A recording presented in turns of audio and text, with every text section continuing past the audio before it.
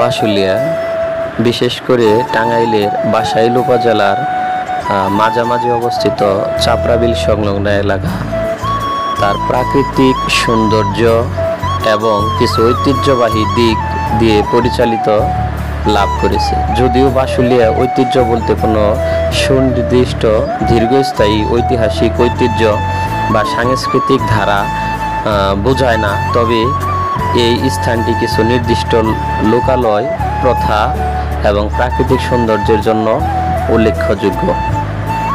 এখানে বাশুলিয়ার কিছু ঐতিহ্যবাহী দিক তুলে ধরা হয়েছে। নৌকা বাইচ। বাশুলিয়ায় চাপড়াবিল বর্ষাকালে পানিতে ভরে ওঠে এবং এই সময়ে ঐতিহ্যবাহী নৌকা বাইচ অনুষ্ঠিত হয়। এটি আবহমানকাল বাঙালি জাতির শতবর্ষের প্রাচীন সংস্কৃতির অন্যতম। বিভিন্ন জেলা থেকে বাহারি নামের নৌকা এই প্রতিযোগিতায় অংশ নেয় এবং হাজার হাজার দর্শক এই উৎসব উপভোগ করতে আসে। এটি গ্রামীণ লোকসংস্কৃতির এক দারুণ প্রতিচ্ছবি।